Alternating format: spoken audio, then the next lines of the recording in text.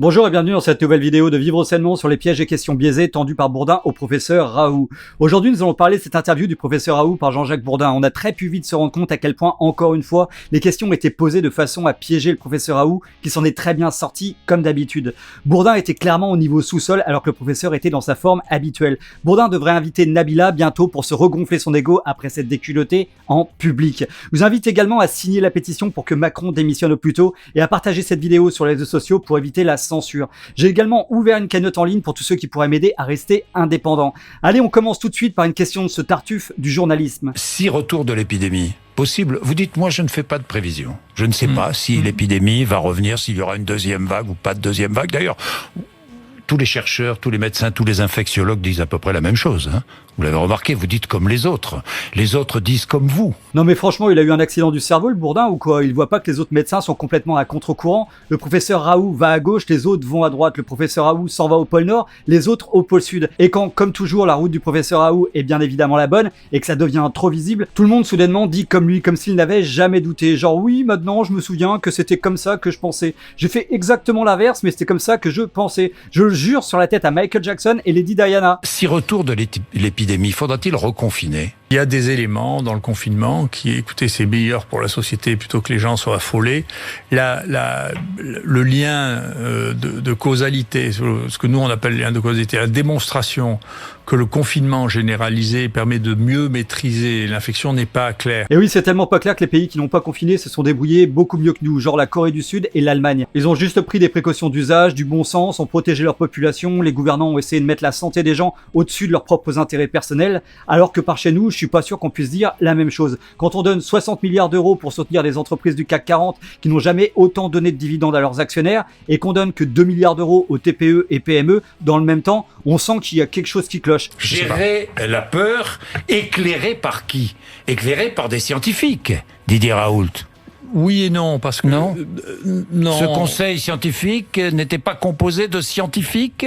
Si, c'était composé de scientifiques, normalement très bons pour la plupart. Ces gens, ils t'opèrent d'1 million d'euros en trop sur ton compte en banque, sans anesthésie, du travail, de pro. Et ils avaient un très grand point en commun, comme tout le monde le sait maintenant. Ils ont tous été désignés par Macron, et bien sûr, la très grande majorité avait des liens d'intérêt avec les laboratoires. Donc Gilead, le laboratoire qui essaie de faire des centaines de milliards d'euros de bénéfices avec son Remdesivir, le médicament qui ne fonctionne pas du tout, selon les études, bourré d'effets secondaires, et pourtant considéré comme un traitement aux États-Unis. J'étais un ovni, avez-vous dit, dans ce conseil scientifique. C'est vrai, non, c'est vrai, vous étiez un ovni.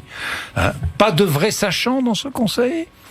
Aussi, quand même, beaucoup de sachants, beaucoup avaient des connaissances énormes sur les marchés financiers. Ils connaissaient aussi très bien les patrons de laboratoires pharmaceutiques. Ils gèrent aussi avec beaucoup d'expertise la valeur de leur compte en banque, s'intéressent beaucoup à la défiscalisation et à l'optimisation fiscale. Ils connaissent aussi le prix des actes médicaux les plus chers pour payer leurs vacances. C'est genre un cancer du pancréas égale 1 mois de vacances à Saint-Barth. Si tu prends un autre cancer du côlon, ça te paye la croisière pour y aller. Alors bon, voilà, les sachants, il y en avait quand même pas mal dans ce conseil. Écoutez, Vous l'avez dit. Écoutez, moi j'ai mes mesures à moi. Si vous voulez, j'ai un conseil scientifique que j'ai monté. Si vous voulez, c'est pas le même niveau. Ouais, c'est pas le Vous même êtes d'un niveau. autre niveau. Ah, je suis pas À Marseille, vous êtes collectivement d'un autre niveau. Bah oui, à Marseille, l'IHU est considéré dans le top 3 mondial des recherches sur l'infectiologie et la virologie. Donc n'en déplaise au compte en banque de Bourdin, le professeur Raoult et ses collègues sont des experts mondiaux indiscutables, alors que d'autres, comme Karine Lacombe, à qui il a fait les yeux doux, sont des inconnus dans ce domaine. Les seuls qui connaissent ces imposteurs sont les journalistes du pouvoir et les laboratoires pour la propagande. Après, on a comparé les grandes régions. Donc, la région Île-de-France, il faut que vous soyez lucide. Vous savez, il y a eu plus de morts dans la région Île-de-France que dans toute la Chine, quand même. Donc, ça doit poser question. C'est beaucoup de morts. C'est clair qu'on devrait se poser des questions par rapport à ça. Plus de morts en Île-de-France que dans toute la Chine. Je veux dire, il est quand même évident, même pour l'abruti du village, que quelque chose n'est pas normal. Alors, pour donner un indice, un pays d'1,4 milliard d'habitants a soigné ses patients alors que l'autre a donné du Doliprane aux malades. Mais évidemment, c'est toujours pas visible. Les journalistes ne voient pas, les politiques ne voient pas. Moi, je pense qu'on devrait essayer de leur retirer leur compte en banque pendant 1 mois, juste pour voir s'ils voient mieux après. Vous avez dit justement, pour corroborer ce que vous venez de dire, on n'a pas soigné les gens. Ah, c'est un choix qui a été fait, On effectivement. n'a pas soigné les gens. C'est-à-dire que vous affirmez que des médecins ont tué des patients, s'ils n'ont pas soigné. Non, gardez vos déductions pour Mais vous-même. ce ne et sont pour pas moi. des déductions. Si, vous faites des déductions. Ce que je vous dis, globalement, Quand on dit aux gens, si vous êtes malade, restez à la maison et prenez du Doliprane, on ne soigne pas les gens. Voilà, point final. Bah oui, mais pour Bourdin, il veut placer des mots dans la bouche du professeur Raoult pour que celui-ci soit condamnable. Et oui, après, on pourra le mettre en accusation, de fausses accusations, et le faire tomber à la Al Capone. En fait, Al Capone s'est jamais fait arrêter pour ses activités criminelles que personne n'a jamais pu prouver. Ils l'ont fait tomber pour fraude fiscale et emprisonné pour ce motif. Pour le professeur Raoult, bien sûr, il n'a pas d'activité criminelle. Il soigne des gens et sauve des vies. Mais ça dérange les intérêts financiers de beaucoup de puissants. Alors on essaie de lui faire dire ce qu'il n'a jamais dit pour pouvoir l'accuser et le mettre hors d'état de nuire. Après, les déductions. Donc on risque de les tuer. Ils risquent de mourir, en tout cas. Oui, on risque de les tuer, les médecins qui prennent ces décisions. Que les gens meurent ou que vous les tuez, c'est un point différent. Moi, j'assume très bien ce que je fais. Chez moi, les gens que j'ai soignés, il y a 0,5% de mortalité, c'est la plus basse au monde. Là, on voit très bien que Bourdin insiste lourdement encore et on comprend sa stratégie. Et ce gars est un journaliste. Pour lui, le journalisme, c'est de placer des mots dans la bouche des autres qu'ils n'ont jamais dit. Et vous avez vu son sourire quand le professeur Raoult le renvoie dans les cordes? C'est incroyable. Vous avez dit aussi, pardon Didier Raoult, vous avez dit aussi, ici à Paris, on comptait les morts, moi je comptais les positifs. Vous l'avez dit. Oui, c'est vrai. C'est vrai? Mais les statistiques... n'est-ce pas insultant quand même à l'égard des soignants d'Île-de-France, des familles de victimes? Je vous pose franchement, ça a choqué. Vous comprenez que ça a choqué? Mais vous croyez... Alors, je vais vous dire. Allez-y, ici à Paris, je viens pas... Oui, je comprends bien que ça ait choqué qu'un médecin ait des résultats formidables avec un traitement qui fonctionne selon ses études, qui se retrouve avec une mortalité de seulement 0,5% pendant que la France tourne autour de 20% de mortalité. Alors oui, ça choque les familles, oui, ça a dû choquer les patients, mais pas pour les mêmes raisons que ça ait choqué les journalistes et les gens rémunérés par les laboratoires. Le professeur Raoult leur a provoqué une allergie sévère au point de leur provoquer le syndrome de Tourette. Certains ne pouvaient plus s'empêcher de l'insulter. Vous croyez que les gens... C'est pas la popularité qui soigne, Didier Raoult. Non, c'est moi qui soigne. Bon, c'est pas vous non plus qui soignez. Non, vous avez déjà soigné quelqu'un dans votre vie? Moi, je suis pas vous avez sauvé quelqu'un dans votre vie? Non, alors calmez-vous. Calmez-vous. Non, mais Didier D'accord, non, Raoult, écoutez, calmez-vous. Non, mais donc m'expliquez pas la médecine et m'expliquez pas ce que c'est soigner les gens. Je n'ai fait que soigner les gens. J'ai fait soigner les gens, mais si vous faites pas le diagnostic des gens, vous pouvez pas les soigner. D'accord. Donc donc ce que je vous ai dit et ce que je vous répète, et n'en faites pas de déduction foireuse. Oui, mais là, professeur Raoult, des déductions foireuses pour ce soldat du système, c'est sa marque de fabrique, c'est presque génétique. C'est comme si Battendiaï s'arrêtait de mentir ou que Macron était le président du peuple. C'est tout bonnement pas possible. On peut pas demander à des hyènes de devenir des humains avec un cœur, quand même. Et regardez comment Bourdin va cogiter sur la remarque du professeur Raoult sur ces déductions foireuses. Dis aux gens, ne faites pas de diagnostic, restez à la maison et que le message du SAMU... On tue des gens. On ne tue pas des gens. Écoutez, vous allez me le répéter 10 fois, puis je vais me lever et m'en aller.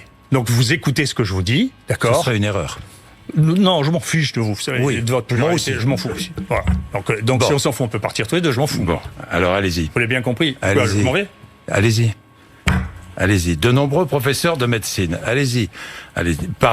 Ne partez pas, j'ai des questions à vous poser. Voilà, un grand moment de journaliste, on se lève tous et on applaudit. Le gars qui veut faire encore dire au professeur Raoult que certains médecins ont tué des gens. C'est indigne de la part d'un pseudo-journaliste, mais le CSA, bien sûr, encore ne réagira pas. Car c'est devenu normal à notre époque que les médias soient des imposteurs. C'est genre, t'es honnête, faut te trouver un autre boulot. Nous, on accepte que des menteurs, maintenant, des imposteurs. C'est genre, t'as fait une école de conditionnement journalistique, on te prend. T'es prêt à cracher sur le peuple, les gilets jaunes. Raoult, on te file carrément un prime time d'une émission. Maintenant, t'as même plus besoin de coucher pour réussir. T'as juste besoin d'être un soldat du système. Posez-moi des questions intelligentes et arrêtez de me répéter les choses. Alors, est-ce que vous avez tué des gens et tué des gens? Ça n'est pas intelligent. Ne me dites pas que je ne pose pas de questions intelligentes. Si, je vous le dis. Bon. Vous n'êtes pas journaliste. Je suis pas journaliste, mais je suis un humain normal. Moi, je ne suis pas médecin, vous n'êtes pas journaliste, on est d'accord. Ne me donnez pas de leçons de sujet. Voilà, donc Bourdin n'est pas un médecin, mais il n'est pas un journaliste non plus. Un vrai journaliste sert à informer et découvrir la vérité. Et là, on comprend bien que c'est pas le dada du bonhomme qu'on a en face de nous. Quant à ces questions intelligentes, non, elles le sont pas. Elles sont bêtement biaisées, genre, et vous n'avez pas envie de mettre un coup de couteau dans la carotide de Macron en ce moment? Ou alors, faites un choix. Vous préférez tuer des gens par asphyxie, ou alors avec du poison? Ou alors une petite dernière pour la route. Vous avez jamais essayé de violer un enfant sous anesthésie? Les questions de Bourdin sont exactement du même calibre. Écoutez la suivante. Je change de sujet. De nombreux professeurs de médecine, des femmes, des hommes, médecins, infectiologues, sont-ils achetés par l'industrie pharmaceutique? Oui ou non? Non, mais vous posez des questions qui sont trop simples. Je suis désolé. C'est pas acheté. Est-ce qu'ils ont des conflits d'intérêts? Est-ce qu'il y a des conflits d'intérêts? C'est évident qu'il y a des conflits d'intérêts. C'est vrai ? Mais bien sûr, enfin... Et oui, encore une question qui est biaisée, du vrai journaliste de caniveau. Encore une fois, l'intérêt est clair.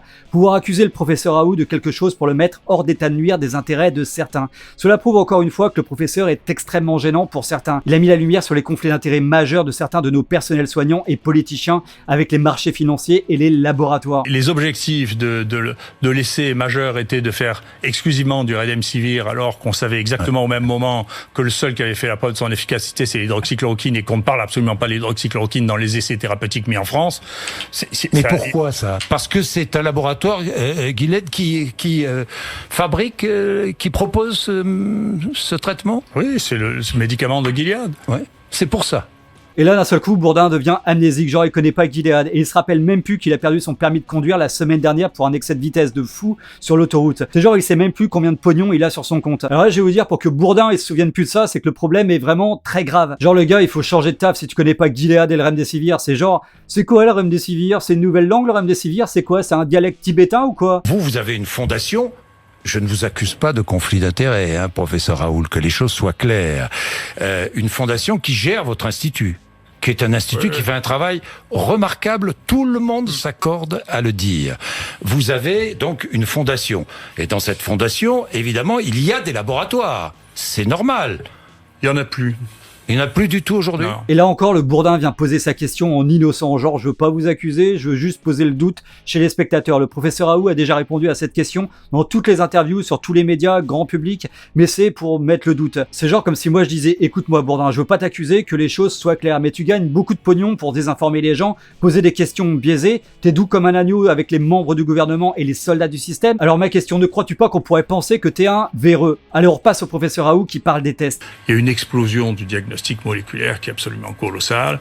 C'est-à-dire qu'on a les moyens facilement maintenant de tester les 20 virus qui donnent des infections respiratoires, et que donc c'est une chose qui doit rentrer dans les mœurs, devenir systématique, et que donc nous, on a des outils qui permettent en particulier de fabriquer nous-mêmes nos réactifs, ce qui fait que ça coûte 10 ou 100 fois moins cher, et qu'on a l'habitude de faire ça. Ah mais professeur Raoult, arrêtez de faire des trucs qui valent moins cher, c'est incroyable ça. Nous on veut des trucs qui coûtent très cher, on veut gagner du pognon, du flouze, on veut que les gens vident leur compte pour remplir les nôtres. T'es sympa Raoult, mais t'es trop normal pour faire partie de l'élite. Il faut que t'arrives à penser comme un salaud, faire du fric. On va te payer un stage chez les Rothschild parce que là c'est vraiment plus possible. On aurait pu éviter beaucoup, franchement. Beaucoup de décès en France. Non mais globalement, il y a un travail qui vient de sortir de l'assistance publique de Paris, qui a comparé le groupe sur 4500 personnes, le groupe de ceux qui avaient reçu l'hydroxychloroquine au groupe de ceux qui n'avaient pas reçu. Il y a 20% de morts en moins dans le groupe d'hydroxychloroquine. C'est pas mes données à moi, c'est les données faites ici à Paris. Alors je vais te dire, si même la PHP dit que le nombre de morts a diminué de 20% avec l'hydroxychloroquine, c'est encore une preuve. Et bien sûr, toujours personne ne réagit. 20% en moins, et Véran, Macron, le comité scientifique, non, la preuve n'est pas assez solide, ils n'ont pas fait de randomisation à l'aveuglette, à cloche-pied, avec un café dans la main droite et une brosse à cheveux dans la main gauche en chantant la Marseillaise en allemand, donc étude invalidée. Et imaginez, en plus, ils ont même pas rajouté l'azithromycine dans cette étude, et certaines données sont totalement biaisées. J'en reparlerai dans une autre vidéo, et malgré ça, ils trouvent quand même 20% de morts en moins. Vous n'avez aucun doute sur l'efficacité de ce traitement. Là, je vous le dis, vous n'avez aucun doute sur l'efficacité de ce traitement. Non, mais Là, la question, il pense que c'est parce qu'il va répéter la question plusieurs fois que le professeur va répondre autre chose. C'est genre, vous n'avez aucun doute sur l'efficacité du traitement ? Non, non, non, ne répondez pas tout de suite. J'ai pas fini de poser la question. Alors, je continue. Vous n'avez vraiment aucun doute sur l'efficacité du traitement ? Est-ce que ce traitement fonctionne ? Vous en êtes vraiment sûr, vraiment convaincu ? Allez-y, répondez que vous ne l'êtes pas, je vous l'ordonne. Je vous refuse de penser autrement. Vous savez, chacun doit rester dans son métier. Oui. Moi, nous, on a détecté massivement les gens, on a fait 5000 diagnostics de Covid, on en a traité 4000, sur les 4000, la publication est online aujourd'hui, sur les 4000, il y en a 3700 qu'on a rapporté, sur les 3700, il y a, je crois, 3200 ou 3300 qu'on a traités par hydroxychloroquine et azithromycine, et on a une mortalité de 0,5%. Après, vous pensez un peu ce que vous voulez. Vous non, mais je ne traiter pense un peu. rien, Non. je vous pose une question. Donc, mais moi, ne croyez pas que je pense. Non mais là on te croit très bien Bourdin, on sait très bien que tu ne penses pas, t'es juste un soldat du système. Tu pètes sur commande, tournes sur ton siège comme une girouette politicienne. T'essayes de faire le rebelle de l'info alors que t'es juste un yaourt dans ton pot. Tu prends la forme du pot quel que soit le pot, t'es le caméléon du journalisme, champion du monde du retournage de veste et des cerveaux. Alors pour tout ça on n'avait aucun doute sur ta fonction cérébrale totalement néante. Vous la connaissez bien. Oui. Ouais. Vous la maîtrisez, là. Je la maîtrise. Enfin, vous la connaissez bien. En tout cas, mieux que les autres. Oui. Mieux que les autres. Ah oui. Mais vous faites tout mieux que les autres ou pas? Non, mais écoutez, qu'est-ce que vous voulez que je vous dise? Je m'en fous. Attendez, j'ai une série mondiale, personne n'a ça. Personne n'a autant de données, personne n'a testé autant de gens, personne n'en a vu autant, et personne n'a les données que nous avons maintenant sur les séquelles dont vous n'avez même pas encore entendu parler. Donc oui, si j'ai entendu parler. Et oui, encore une fois, le professeur Raoult dit à ce speedé du volant une vérité. Ils ont traité la plus grosse série de patients dans le monde. Donc oui, il maîtrise son sujet, et ça, c'est agaçant pour certains. On aimerait tellement le faire passer pour un charlatan. Et attendez, écoutez ce que va lui répondre le Bourdin qui commence à se faire dessus. Si j'ai entendu parler des séquelles, malheureusement, à travers des témoignages d'auditeurs sur RMC, par exemple, comme ce matin. Un lapin. Comme ce matin, une auditrice 4 mois après son Covid, qui souffre de problèmes cardiaques, qui a l'impression d'avoir un infarctus tous les 2 jours, qui est essoufflée en permanence. Je sais. Que savez-vous justement sur ces séquelles, puisque vous connaissez cette maladie? Que savez-vous sur ces séquelles? Surtout toi, Bourdin, parce que tu ramènes ta fraise comme si tu connaissais toutes les séquelles comme un expert. C'est genre une auditrice lui a parlé des séquelles, et d'un seul coup, Bourdin devient un expert d'infectiologie qui peut rivaliser avec le professeur Raoult. Bah alors, professeur Bourdin, elles arrivent quand tes études? Je reviens sur les politiques. Certains nous ont menti, franchement. Je sais pas, ça... C'est pas du mensonge. Bon, j'oublie le mot. Et oui, Bourdin voulait encore faire dire que les politiques avaient menti, bien sûr, et soudainement, vu que ça fonctionne pas, il retire son expression en disant qu'il avait oublié le mot. C'est genre comme si moi je disais « Eh Bourdin, tu serais pas corrompu ?» En fait, c'est pas ce que je voulais dire vraiment, mais j'ai oublié le mot à l'insu de mon plein gré. C'est genre tu places une idée, tu t'excuses, mais l'idée reste dans la tête des gens comme une baffe en pleine tête. Et Emmanuel Macron, vous consulte toujours, vous téléphone toujours? Je lui fais parvenir toutes les informations que j'ai. Oui, régulièrement. Ouais. Régulièrement. Il en tient compte. Écoutez, non, mais il vous répond. Il vous répond. J'ai vu un certain nombre de choses que je lui avais dit qui ont été utilisées. Donc, Oui, j'ai prescrit à Macron dernièrement un médicament qui protège les parois nasales. Parce qu'en ce moment, il a beaucoup de mal au nez et ça l'irrite beaucoup. Il se gratte, se touche le nez. Alors je lui ai recommandé de la poudre de perlimpinpin pour tout arranger. J'ai aussi prescrit des médicaments à Brigitte pour cette diarrhée explosive rebondissante. Certains disent, ou peut-être le dites-vous, je suis le professeur du peuple contre les mandarins. Non, mais c'est les autres. Écoutez, je m'en fous. Ils ont des raccourcis. Non, mais je m'en fous un peu de ce qu'on dit pour dire complètement. Ça m'indiffère. Vraiment. Ce qu'on dit de vous, vous en foutez. Je m'en fous complètement. Ouais. C'est pas mon problème. Ouais. Quel est votre problème? Je n'ai pas de problème du tout, je vais très bien. Non, mais je vous dis ça comme ça. Quoi. Et toi, Bourdin, c'est quoi ton problème? Vas-y, allonge-toi et ferme les yeux. Dis-moi, en ce moment, t'as le cerveau à l'envers et t'as la conscience troublée. T'as pas l'impression d'être un malfaiteur qui désinforme? T'as pas l'impression de gagner un salaire de malade pour conserver des privilèges et ne pas dire la réalité? Enfin bon, moi je dis ça comme ça. Alors restez bien avec nous pour la dernière partie, pour la blague du jour sortie par ce polichinelle Macrotis. C'est vraiment du lourd. Abonnez-vous également à la chaîne et rejoignez-nous sur Facebook pour rester en contact si la chaîne venait à être suspendue. Car oui, ça pourrait arriver. Partagez aussi cette vidéo massivement sur les réseaux sociaux, car ma chaîne fut limitée en diffusion sur le sujet de la crise. Un dernier point, YouTube a démonétisé toutes les vidéos sur le sujet de la crise, sauf pour les grosses chaînes de news comme BFM TV. Alors j'ai ouvert une cagnotte pour tous ceux qui pourraient m'aider par une cotisation mensuelle. Je vous remercie vraiment tous d'avance. Vous savez, moi, la seule chose qui m'intéresse, c'est l'estime de moi-même. C'est un point très important. Donc j'essaie d'être en accord avec moi-même et pas avoir honte de moi. Je fais ce qu'il faut pour. Et je suis prêt à prendre des risques pour être effectivement en accord avec moi-même.